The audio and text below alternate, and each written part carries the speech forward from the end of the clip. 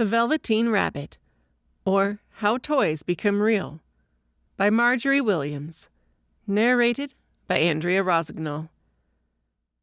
There was once a Velveteen Rabbit, and in the beginning, he was really splendid.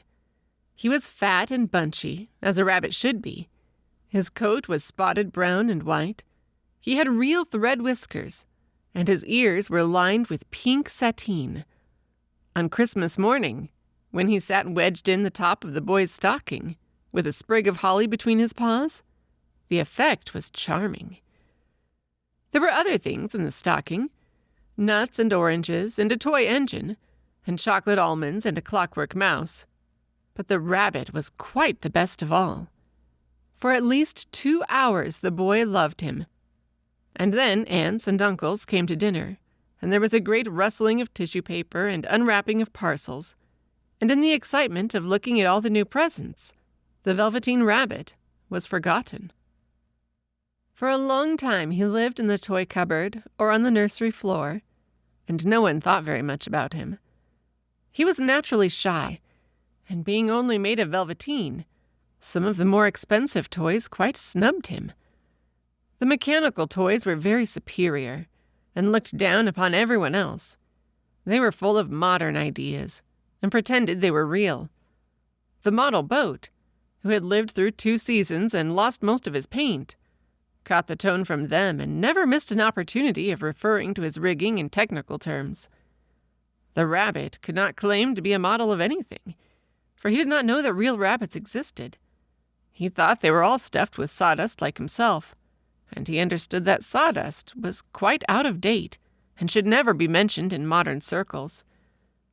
Even Timothy, the jointed wooden lion, who was made by the disabled soldiers and should have had broader views, put on airs and pretended he was connected with government.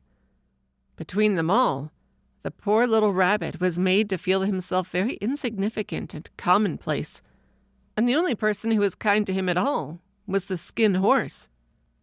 The Skin Horse had lived longer in the nursery than any of the others. He was so old that his brown coat was bald in patches, and showed the seams underneath, and most of the hairs in his tail had been pulled out to string bead necklaces. He was wise, for he had seen a long succession of mechanical toys arrive to boast and swagger, and by break their mainsprings and pass away. And he knew that they were only toys, and would never turn into anything else.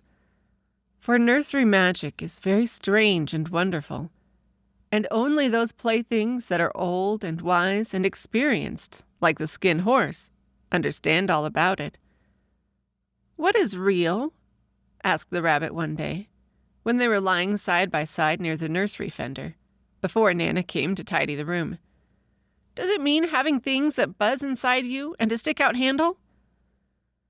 "Real isn't how you are made," said the Skin Horse. "It's a thing that happens to you. When a child loves you for a long, long time, not just to play with, but really loves you, then you become real." "Does it hurt?" asked the rabbit. "Sometimes," said the Skin Horse, for he was always truthful. "When you are real, you don't mind being hurt." "Does it happen all at once, like being wound up?" he asked. "Or bit by bit?" "It doesn't happen all at once," said the Skin Horse. "You become. It takes a long time. That's why it doesn't often happen to people who break easily, or have sharp edges, or who have to be carefully kept. Generally, by the time you are real, most of your hair has been loved off. Your eyes drop out, and you get loose in the joints and very shabby. But these things don't matter at all, because once you are real, you can't be ugly, except to people who don't understand." "I suppose you are real?" said the rabbit. And then he wished he had not said it, for he thought the Skin Horse might be sensitive. But the Skin Horse only smiled. "The boy's uncle made me real," he said. "That was a great many years ago. But once you are real, you can't become unreal again. It lasts for always." The rabbit sighed. He thought it would be a long time before this magic called real happened to him. He longed to become real, to know what it felt like. And yet the idea of growing shabby and losing his eyes and whiskers was rather sad. He wished that he could become it without these uncomfortable things happening to him. There was a person called Nana who ruled the nursery. Sometimes she took no notice of the playthings lying about, and sometimes, for no reason whatever, she went swooping about like a great wind and hustled them away in cupboards. She called this tidying up, and all the playthings hated it, especially the tin ones. The rabbit didn't mind so much, for wherever he was thrown, he came down soft. One evening, when the boy was going to bed, he couldn't find the china dog that always slept with him. Nana was in a hurry, and it was too much trouble to hunt for china dogs at bedtime. So she simply looked about her, and seeing that the toy cupboard door stood open, she made a swoop. "Here," she said, "take your old bunny. He'll do to sleep with you." And she dragged the rabbit out by one ear and put him into the boy's arms. That night, and for many nights after, the Velveteen Rabbit slept in the boy's bed. At first he found it rather uncomfortable, for the boy hugged him very tight, and sometimes he rolled over on him, and sometimes he pushed him so far under the pillow that the rabbit could scarcely breathe. And he missed, too, those long moonlight hours in the nursery, when all the house was silent, and his talks with the skin horse. But very soon he grew to like it, for the boy used to talk to him, and made nice tunnels for him under the bedclothes that he said were like the burrows the real rabbits lived in. And they had splendid games together, in whispers, when Nana had gone away to her supper and left the nightlight burning on the mantelpiece. And when the boy dropped off to sleep, the rabbit would snuggle down close under his little warm chin and dream, with the boy's hands clasped round him all night long. And so time went on, and the little rabbit was very happy. So happy that he never noticed how his beautiful velveteen fur was getting shabbier and shabbier, and his tail becoming unsewn, and all the pink rubbed off his nose where the boy had kissed him. Spring came, and they had long days in the garden, for wherever the boy went, the rabbit went too. He had rides in the wheelbarrow, and picnics on the grass, and lovely fairy huts built for him under the raspberry canes behind the flower border. And once, when the boy was called away suddenly to go out to tea, the rabbit was left out on the lawn until long after dusk, and Nana had to come and look for him with a candle, because the boy couldn't go to sleep unless he was there. He was wet through with the dew and quite earthy from diving into the burrows the boy had made for him in the flower bed, and Nana grumbled as she rubbed him off with a corner of her apron. "You must have your old bunny," she said. "Fancy all that fuss for a toy." The boy sat up in bed and stretched out his hands. "Give me my bunny," he said. "You mustn't say that. He isn't a toy. He's real." When the little rabbit heard that, he was happy, for he knew that what the skin horse had said was true at last. The nursery magic had happened to him, and he was a toy no longer. He was real. The boy himself had said it. That night he was almost too happy to sleep, and so much love stirred in his little sawdust heart that it almost burst.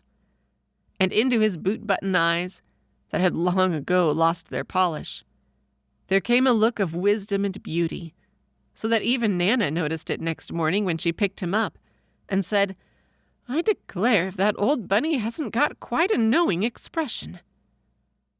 That was a wonderful summer. Near the house where they lived there was a wood, and in the long June evenings the boy liked to go there after tea to play. He took the Velveteen Rabbit with him, and before he wandered off to pick flowers, or to play at brigands among the trees, he always made the rabbit a little nest somewhere among the bracken, where he would be quite cozy, for he was a kind-hearted little boy, and he liked Bunny to be comfortable. One evening, while the rabbit was lying there alone, watching the ants that ran to and fro between his velvet paws in the grass. He saw two strange beings creep out of the tall bracken near him. They were rabbits like himself, but quite furry and brand new. They must have been very well made, for their seams didn't show at all, and they changed shape in a queer way when they moved. One minute they were long and thin, and the next minute fat and bunchy, instead of always staying the same like he did. Their feet patted softly on the ground, and they crept quite close to him, twitching their noses, while the rabbit stared hard to see which side the clockwork stuck out. For he knew that people who jump generally have something to wind them up. But he couldn't see it. They were evidently a new kind of rabbit altogether. They stared at him, and the little rabbit stared back. And all the time, their noses twitched. "Why don't you get up and play with us?" one of them asked. "I don't feel like it," said the rabbit, for he didn't want to explain that he had no clockwork. "Ho!" said the furry rabbit. "It's as easy as anything." And he gave a big hop sideways and stood on his hind legs. "I don't believe you can," he said. "I can," said the little rabbit. "I can jump higher than anything." He meant when the boy threw him, but of course he didn't want to say so. "Can you hop on your hind legs?" asked the furry rabbit. That was a dreadful question, for the Velveteen Rabbit had no hind legs at all. The back of him was made all in one piece, like a pincushion. He sat still in the bracken and hoped that the other rabbits wouldn't notice. "I don't want to," he said again. But the wild rabbits have very sharp eyes, and this one stretched out his neck and looked. "He hasn't got any hind legs," he called out. "Fancy a rabbit without any hind legs!" And he began to laugh. "I have," cried the little rabbit. "I have got hind legs. I am sitting on them." "Then stretch them out and show me, like this," said the wild rabbit. And he began to whirl round and dance, till the little rabbit got quite dizzy. "I don't like dancing," he said. "I'd rather sit still." But all the while he was longing to dance, for a funny new tickly feeling ran through him, and he felt he would give anything in the world to be able to jump about like these rabbits did. The strange rabbit stopped dancing and came quite close. He came so close this time that his long whiskers brushed the Velveteen Rabbit's ear, and then he wrinkled his nose suddenly and flattened his ears and jumped backwards. "He doesn't smell right," he exclaimed. "He isn't a rabbit at all. He isn't real." "I am real," said the little rabbit. "I am real. The boy said so." And he nearly began to cry. Just then there was a sound of footsteps, and the boy ran past near them, and with a stamp of feet and a flash of white tails, the two strange rabbits disappeared. "Come back and play with me," called the little rabbit. "Oh, do come back. I know I am real." But there was no answer. Only the little ants ran to and fro, and the bracken swayed gently where the two strangers had passed. The Velveteen Rabbit was all alone. "Oh dear," he thought. "Why did they run away like that? Why couldn't they stop and talk to me?" For a long time he lay very still, watching the bracken, and hoping that they would come back. But they never returned, and presently the sun sank lower and the little white moths fluttered out, and the boy came and carried him home. Weeks passed, and the little rabbit grew very old and shabby, but the boy loved him just as much. He loved him so hard that he loved all his whiskers off, and the pink lining to his ears turned gray, and his brown spots faded. He even began to lose his shape, and he scarcely looked like a rabbit anymore, except to the boy. To him, he was always beautiful, and that was all that the little rabbit cared about. He didn't mind how he looked to other people, because the nursery magic had made him real, And when you are real, shabbiness doesn't matter. And then, one day, the boy was ill.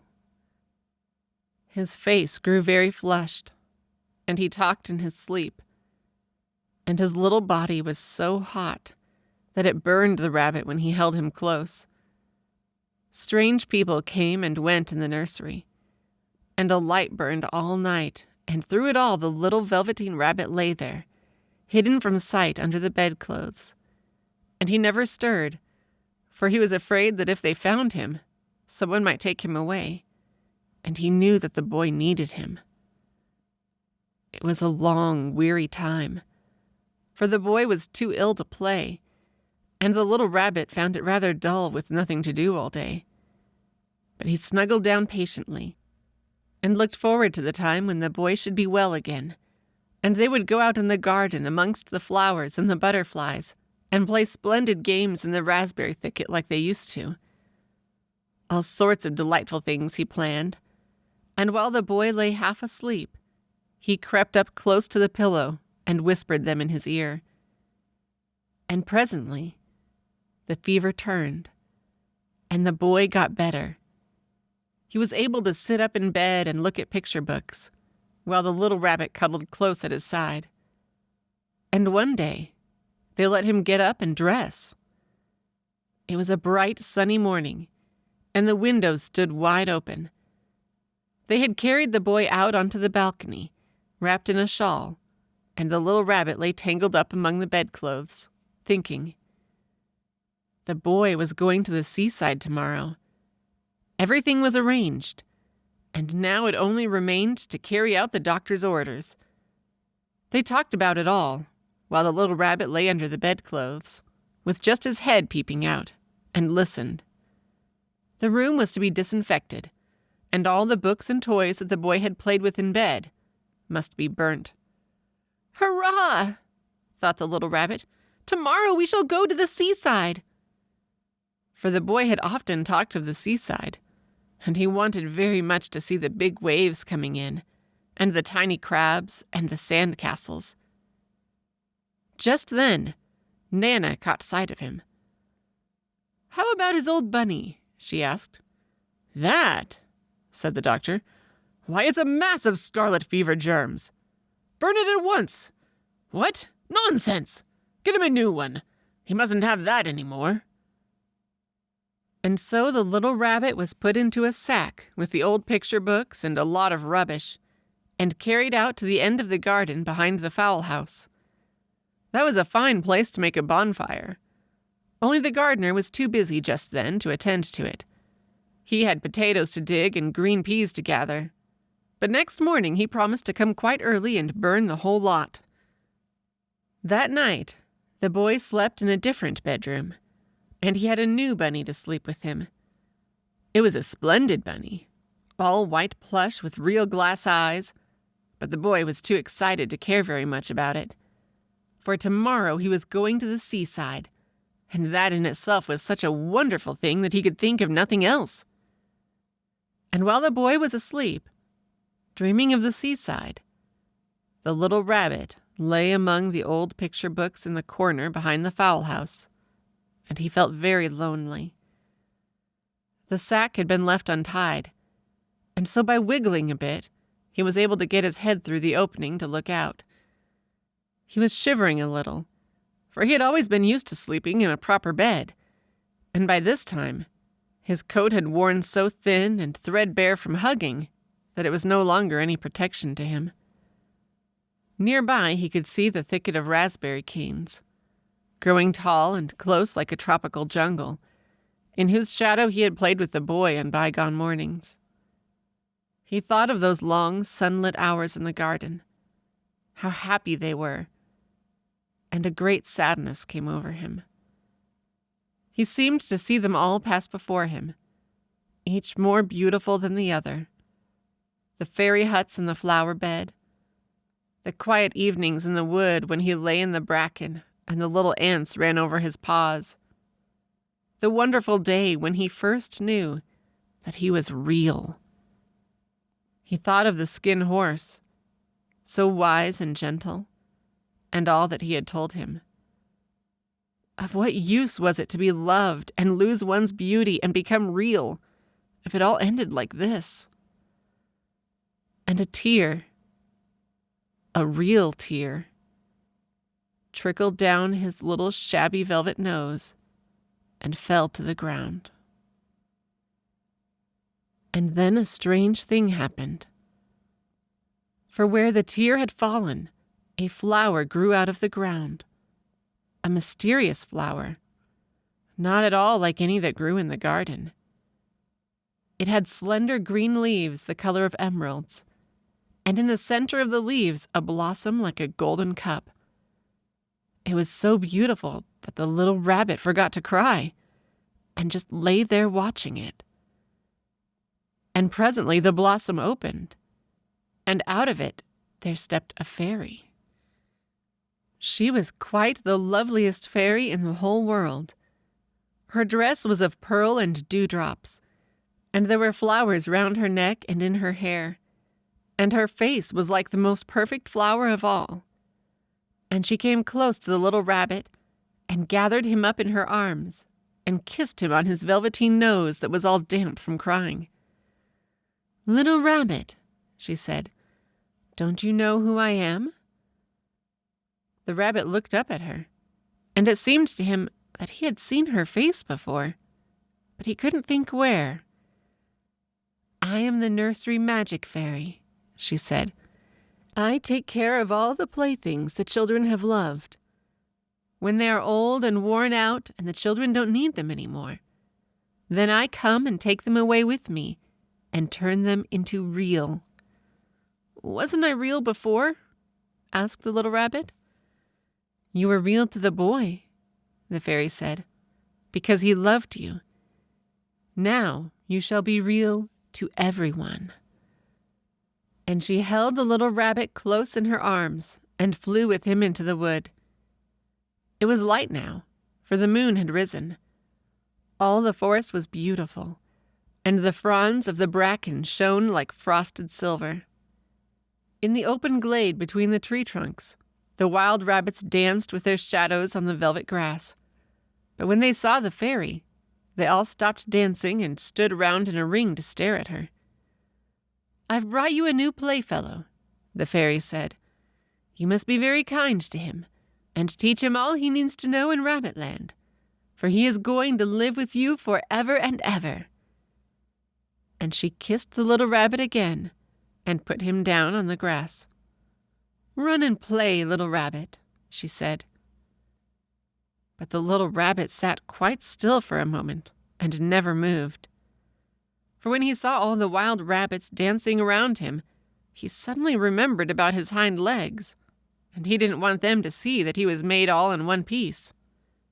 He did not know that when the fairy kissed him that last time, she had changed him altogether. And he might have sat there a long time, too shy to move, if just then something hadn't tickled his nose, and before he thought what he was doing, he lifted his hind toe to scratch it. And he found that he actually had hind legs. Instead of dingy velveteen, he had brown fur, soft and shiny. His ears twitched by themselves, and his whiskers were so long that they brushed the grass. He gave one leap, and the joy of using those hind legs was so great that he went springing about the turf on them, jumping sideways and whirling round as the others did. And he grew so excited that when at last he did stop to look for the fairy, she had gone. He was a real rabbit at last, at home with the other rabbits. Autumn passed, and winter. And in the spring, when the days grew warm and sunny, the boy went out to play in the wood behind the house. And while he was playing, 2 rabbits crept out from the bracken and peeped at him. One of them was brown all over, but the other had strange markings under his fur, as though long ago he had been spotted, and the spots still showed through. And about his little soft nose and his round black eyes there was something familiar, so that the boy thought to himself, Why, he looks just like my old bunny that was lost when I had scarlet fever.